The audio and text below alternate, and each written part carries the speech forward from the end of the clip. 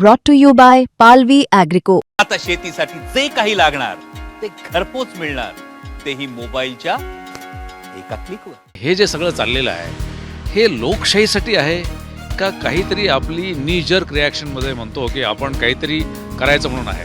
आयोग, प्रशासन आणि सरकार कसं अॅनलाइज करायचं?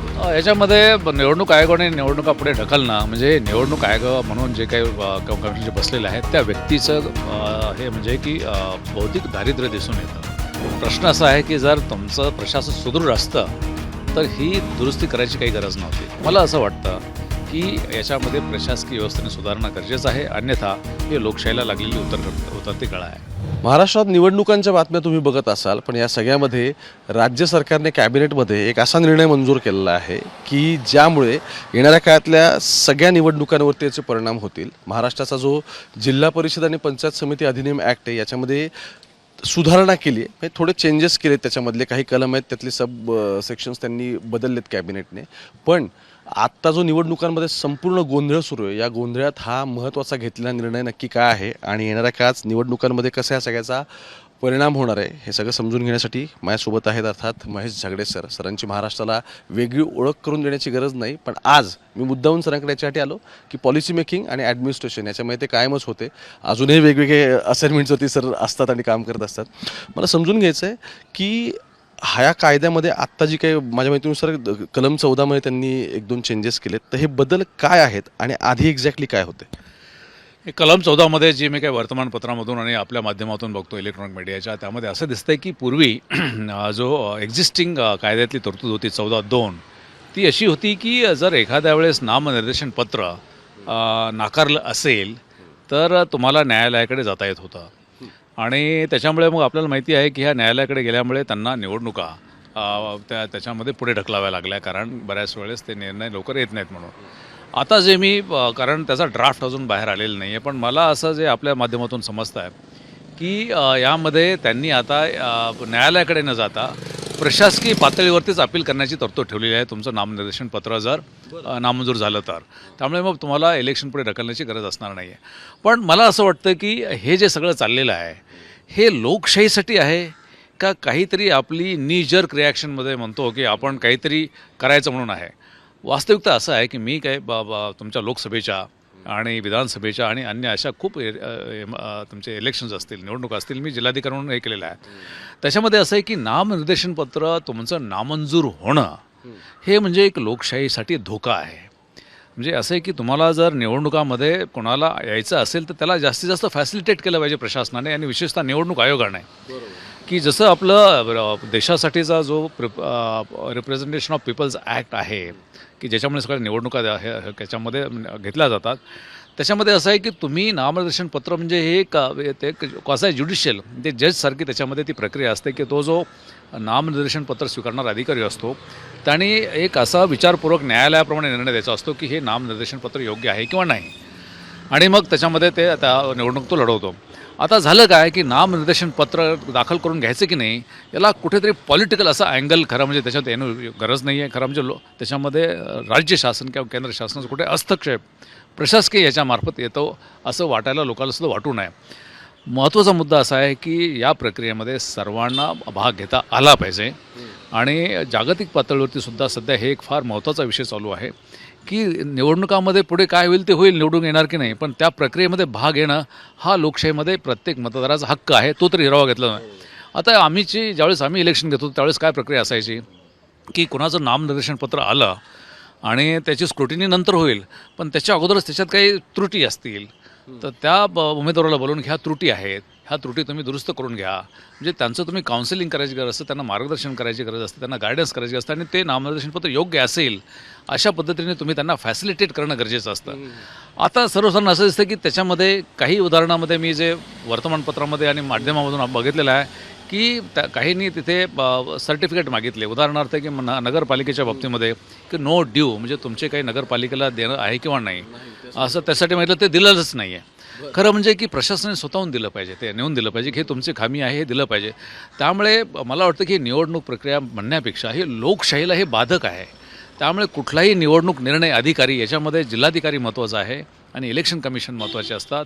आणि तुमच्या आता समजा जिल्हा परिषदेच्या निवडणुका असतील तर जिल्हाधिकारी आणि महानगरपालिकेच्या निवडणुका असतील तर तिथले महानगरपालिकेचे आयुक्त यांनी बघितलं पाहिजे की कुठलंही नामनिर्देशनपत्र काहीतरी फ्लिमझी कारणावरती काहीतरी असं दाखवून ते त्या नामनिर्देशनपत्र हे नामंजूर झालं नाही पाहिजे. त्याच्या अगोदरच त्यांना सांगितलं पाहिजे की अरे बाबा ही तुमची त्रुटी आहे, ही त्रुटी तुम्ही दुरुस्त करा. एक्झॅक्टली. माझा प्रश्न आता तिथेच आहे. तुम्ही म्हणताय की हा लोकशाहीतला अधिकार आहे निवडणूक लढण्याचा आणि त्यामुळे आधीच तुम्ही त्यांना उलट गायडन्स करण्याची गरज आहे. पण आता जे चेंजेस करण्यात आलेले आहेत, जे कलम बदललं आहे त्याच्यामुळे हा फरक क्लिअरली दिसतोय का की जर आधीच जो कुठला तिथला निवडणूक अधिकारी असेल तो ते रिजेक्ट करू शकतो किंवा समजा रिजेक्ट केलं म्हणजे अर्ज एखाद्याचा बाद ठरला छाननीनंतर सुद्धा त्यानंतर आधी कोर्टात जाण्याचा म्हणजे खाली मॅजिस्ट्रेटकडे जाण्याचा लगेच अधिकार होता तो आता काढला गेला.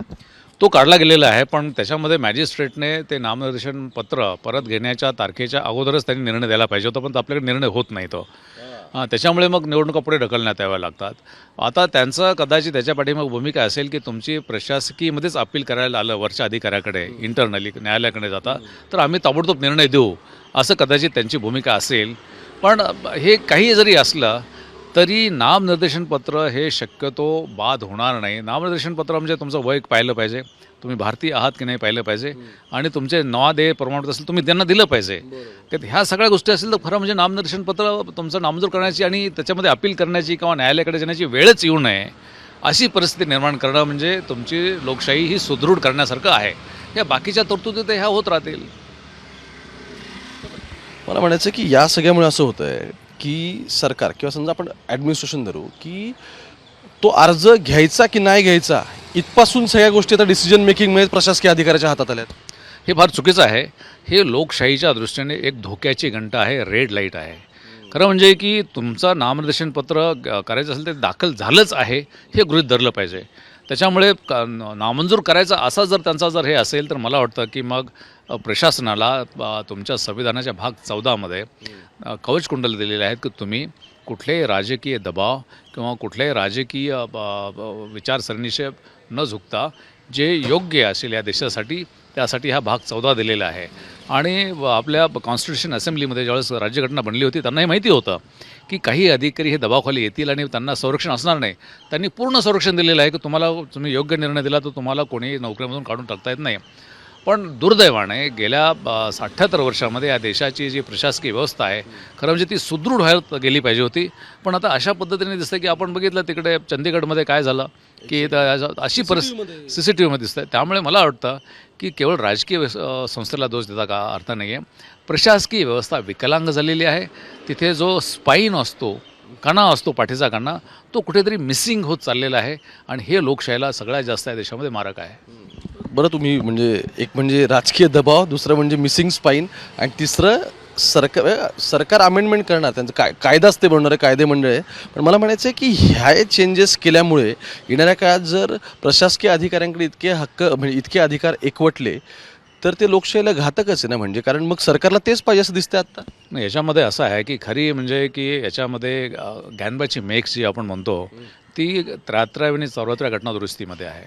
जसं तुमचं लोकसभेला आणि विधानसभेला घटनेतच तरतुदी केलेल्या आहेत आणि तुमचा लोकप्रतिनिधी अधिनियम जो आहे त्याच्यामध्ये केलेला आहे, केंद्र शासन त्याच्यामध्ये दिलेलं आहे. दुर्दैवाने ज्यावेळेस घटनादुरुस्ती झाली 73-74 त्याच्यामध्ये कायदा त्या घटनेत असं म्हटलेलं आहे की यासाठी राज्य शासनं जे कायदा करतील त्याप्रमाणे निवडणुका घेण्यात येतील अशी प्रक्रिया. त्यामुळे त्याचा गैरफायदा घेऊन मला वाटतं की राज्य शासन मग त्यांच्या मनाला येतील त्याप्रमाणे वागतायत. उदाहरणार्थ 2 उदाहरण मी देईल की खरं म्हणजे की स्थानिक स्वराज्य संस्था कशासाठी आलेल्या आहेत की नागरिकांना त्यांच्या सगळ्यात जवळचं शासन असावं, त्यांचे प्रश्न स्थानिकरित्या सुटावेत. तुम्ही दरवेळेस काही मुंबईला आणि दिल्लीला जाणार नाही त्यामुळे तिथल्या तिथे सुटावेत. त्याच्यासाठी मग तुमचा एक प्रतिनिधी असावा, लोकप्रतिनिधी असावा, तो एकच असावा. आपल्या एका जिल्ह्याला किंवा एक खासदार असतो असेल किंवा आमदार असतो तुमच्यासाठी, पण तुमच्या एकाच एरियासाठी 4-4 तुमचे आमदार आणि 4-4 खासदार नसतात. पण इथे त्याने केलेलं आहे खरं म्हणजे चुकीचं आहे. पण केवळ राज्य शासनाला तसे अधिकार दिल्यामुळे ते एकाच कॉन्स्टिट्युशनमध्ये आता 4-4 खासदार देतात. तुमचा जर प्रश्न आला पण कोणाकडे जायचं प्रश्न जर आला तर या खासदार आमदाराकडे कॉर्पोरेटर जायचं का त्याच्याकडे जायचं का त्याच्याकडे जायचं. त्यामुळे हा लोकशाहीसाठी गेला आहे. दुसरी गोष्ट अशी आहे की हे कायदे करताना मग तुमच्या कॉन्स्टिट्युएन्सी ठरवून द्यायच्यात नगरसेवकांच्या. ते अधिकार खरं म्हणजे की घटनेमध्ये दिलेलं आहे की डायरेक्शन, सुपरिटेंडेंट अँड कंट्रोल की निर्देशन, नियंत्रण हे निवडणूक आयोगाचं असावं. आता मतदारसंघ निवडण्याचे अधिकार जर राज्य शासनाने स्वतःकडे जर घेतले ते कशामुळे घेतले तर त्यांना अधिकार दिला कायद्यामध्ये. मला वाटतं की आता घटना दुरुस्ती करण्याची गरज आहे की जसं लोकसभेला आणि विधानसभेला एक घटनेतच तरतूद आहे आणि राज्य शासनाला त्यांच्या मनामध्ये किती आलं आणि राजकीय व्यवस्थेला किती आलं तर ते करता येऊ नये. म्हणून पुढची घटना दुरुस्ती लोकशाही सुधार करण्यासाठी याच्यासाठी असावी की जसं लोकसभेला आणि राज्य विधानसभेला तसंच स्थानिक स्वराज्य संस्थाला पण असावं. एक शेवटाकडे चाललं म्हणून आत्ता जे काय बदल करण्यात आला या सगळ्यामध्ये हा कम्प्लिटली पॉलिटिकली इन्क्लाइन तुम्हाला दिसतोय का, स्पेशली त्यावेळी जेव्हा ॲडमिनिस्ट्रेशन स्वतःचा स्पाईन घालून बसतंय? खरं म्हणजे की प्रश्न असा आहे की जर तुमचं प्रशासन सुदृढ असतं तर ही दुरुस्ती करायची काही गरज नव्हती, काहीच गरज नव्हती. कारण नामनिर्देशन पत्र हे जर चुकीचं असेल तर त्या जर काही खामी असेल त्याच्यामध्ये समजा एखाद्याचं वयच नसेल तर ते रिजेक्ट केलं पाहिजे किंवा तो भारताचा नागरिकच नसेल तर ते रिजेक्ट केलं पाहिजे किंवा अन्य काही तो वेडा असेल तर ते रिजेक्टच केलं पाहिजे. पण काही कारणासह काहीतरी कारणं दाखवून तो निवडणुकीमध्ये माझा स्पर्धक आहे आणि म्हणून ते करणं हे चुकीचं आहे. त्यामुळे मला वाटतं की तसं रिजेक्ट केलं गेलं. मग लोकांना न्यायालयात जावं लागलं, पण न्यायालयाने मग स्थगिती दिली. न्यायालयाने स्थगिती दिल्यामुळे मग इलेक्शन कमिशनला ते पुढे ढकलावं लागलं. त्यामुळे एका बाजूला लोकांना सांगताना काय होतं की आम्ही न्यायालयाने स्थगिती देऊ नये म्हणून ही घटना आपण कायदे दुरुस्ती करतो आहोत, ऑर्डिनन्स आणतो आहोत. पण वास्तविकतः जर तुम्ही इंटरनल जर प्रशासकीय मान्यता प्रशासकीय अपील करायचं असेल तर ते त्यांचं म्हणणं बरोबर आहे की न्यायालयामध्ये वेळ होतो म्हणून निवडणुका पुढे लागल्यात म्हणून आम्ही चांगलं लोकांच्यासाठी चांगलं केलं. सरकारने हेच तर क्लॅरिफिकेशन दिलंय की आता उद्या पंचायत समितीचं पालिका या सगळ्यामध्ये होत्या नगर परिषदा, ते अपिलार्थी गेलेले होते म्हणून ते पुढे ढकलण्यात आले. बरोबर आहे. म्हणून आता त्यांनी काय केलं की अपिलार्थी हा प्रशासनातलाच असेल. आता एक असं आहे की केंद्राच्या कायद्यामध्ये की तुम्हाला या बाबतीमध्ये खरं म्हणजे न्यायालयच निवड देऊ शकतं, तुमची राजकीय व्यवस्था नाही. कारण अपील करणारा जर अधिकारी आहे तो सुद्धा राजकीय व्यवस्थेच्या खाली असतो. त्यामुळे ते याच्याकडेच गेलं पाहिजे. मला असं वाटतं की याच्यामध्ये प्रशासकीय व्यवस्थेने सुधारणा गरजेचं आहे, अन्यथा हे लोकशाहीला लागलेली उतरती कळा आहे. म्हणजे शेवटचा प्रश्न, दुर्दैव यासाठी म्हणावं लागेल की आधीच एक तर आपल्याकडे निवडणुका होत नाही आहेत, आता होत आहेत, तर त्याच्यामध्ये पण इतकं सगळं झालं की आदल्या दिवशी कळतंय कॅन्डिडेटला सुद्धा की अपील गेलेत म्हणून निवडणूक आयोगाने सगळ्या पुढे ढकलल्यात. आयोग, प्रशासन आणि सरकार कसं ॲनलाईज करायचं बरं? याच्यामध्ये निवडणूक आयोगाने निवडणुका पुढे ढकलणं म्हणजे निवडणूक आयोग म्हणून जे काही कमिशन जे बसलेलं आहे त्या व्यक्तीचं हे म्हणजे की बौद्धिक दारिद्र्य दिसून येतं.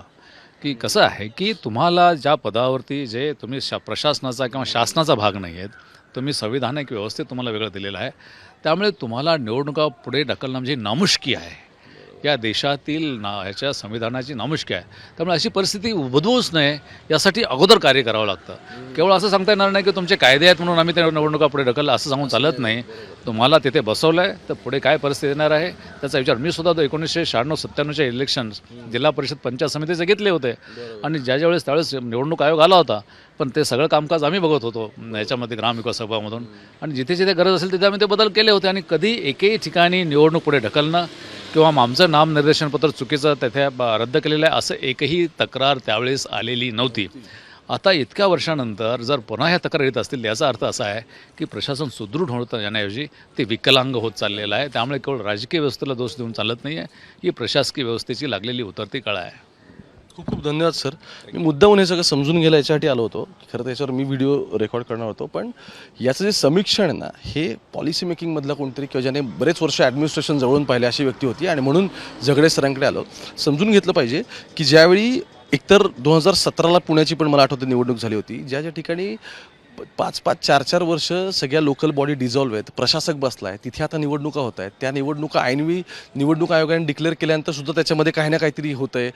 कॅन्डिडेट्सला आदल्या दिवशी कळतं आहे, बरं ते पण नीट आयोगाकडून लिस्ट येत नाही की कोणकोणत्या नगर परिषदा पुढे जाणार आहेत, पंचायत समित्या पुढे जाणार आहेत. अशा सगळ्या केओटिक एक सिच्युएशन महाराष्ट्रात असताना राज्य सरकारने काय केलं बघा, याला मी म्हणेन की असं कोट अनकोट कार्यक्रम करून घेतला आहे. त्यांनी अमेंडमेंटच करून घेतली आणि कायद्यात बदल केला आहे. आणि अर्थात येणाऱ्या काळामध्ये जर प्रशासकाच्याच हातात सगळं जाणार असेल तर मग न्यायव्यवस्थेकडे न्याय मागून तुम्ही करणार काय आहात. मुंबई तक बघत राहा. कॅमेरा पर्सन गोपाळसोबत मी ओंकार थेट पुण्यावरून.